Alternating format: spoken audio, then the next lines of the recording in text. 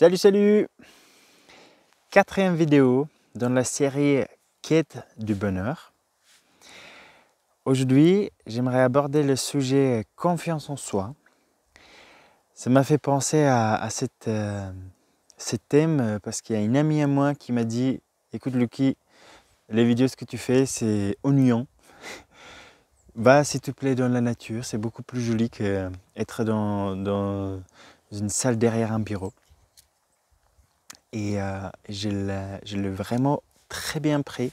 Même intérieurement, j'étais surpris à quel point je peux prendre aujourd'hui les remarques. Et du coup, ça m'a fait penser à confiance en soi. Parce que je pense que c'est quelque chose d'important pour se sentir bien.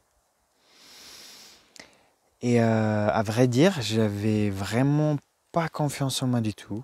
Ça ne veut pas dire qu'aujourd'hui j'ai super confiance en moi, mais je vais t'expliquer comment je me gère et ça pourrait peut-être t'aider, ou j'espère ces vidéos je fais pour ça, pour inspirer, pour autant ce que moi j'ai entendu et ça m'a aidé de me vivre mieux.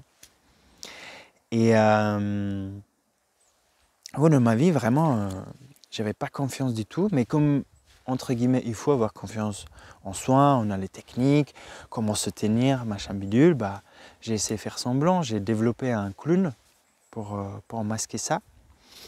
Ça marchait assez bien, mais l'intérieurement, j'étais pas bien, parce que j'ai pas présenté moi-même.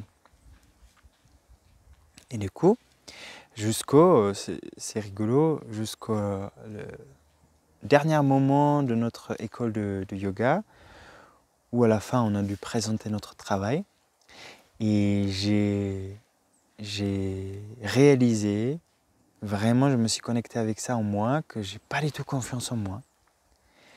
Mais à partir de ce moment-là, j'ai envie d'avancer avec le fait que j'ai pas confiance en moi, à la place de toujours la masquer et mettre quelques couches. Et c'était très révélateur, c'était pas facile, ça fait mal au ego de s'avouer ça, mais c'était la réalité. Et aujourd'hui, je vois la confiance en soi, d'être à l'aise avec qui on est et accepter que voilà, on ne va pas plaire à tout le monde. Et aussi aimer ses défauts. Et plus tu vois la confiance en soi, j'ai l'impression c'est plus s'aimer comme on est finalement, tu vois. Et du coup, comment j'ai commencé à gérer ma confiance en moi, j'ai commencé à donner les cours de yoga.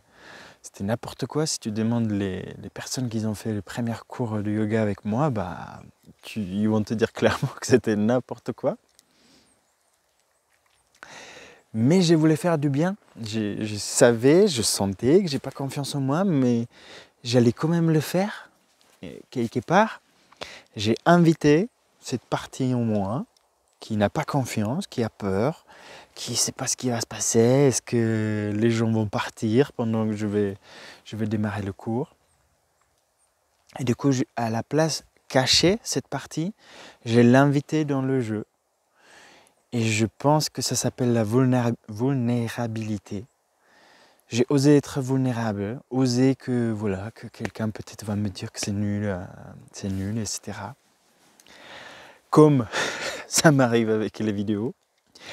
Mais aujourd'hui, j'ai la connaissance et ça ne vient pas de moi, c'est un humoriste qui s'appelle Romain Fraissinet, qui a dit que si tu commences quelque chose, tu as besoin d'être prêt à être éclaté, être nul dans ce que tu commences à faire, que tu ne peux pas commencer à faire quelque chose et être un maître de ça, qu'en faisant, tu vas tailler la pierre et ça va devenir quelque chose. Et du coup, comme je me suis lancé dans les vidéos, c'était aussi pour oser et améliorer, ou moi j'aime bien, j'ai fait de ça une aventure pour moi-même, de petit à petit oser plus, d'être moi-même, de oser faire les vidéos. Et je savais de base que ça va être éclaté et que c'est le chemin, il passe par là, qu'on ne peut pas évoluer l'autrement. Au début, on est éclaté, on ne peut pas se comparer aux gens qui font les vidéos sont des vidéastes depuis 10 ans si on a à peine commencé. Voilà. Conclusion, invite le fait que tu n'as pas de confiance, invite-le dans le moment, mais quand même fais bien. Tu vois, ne sois pas gêné que c'est là, c'est absolument normal de ne pas avoir confiance et ça peut être très bien. Parfois, ça nous aide de ne pas faire la merde parce qu'on se met en question. Voilà. Merci pour ton écoute.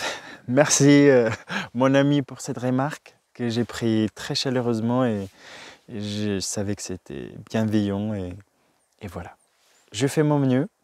On verra dans 10 ans à quoi ça va ressembler. Ciao, ciao.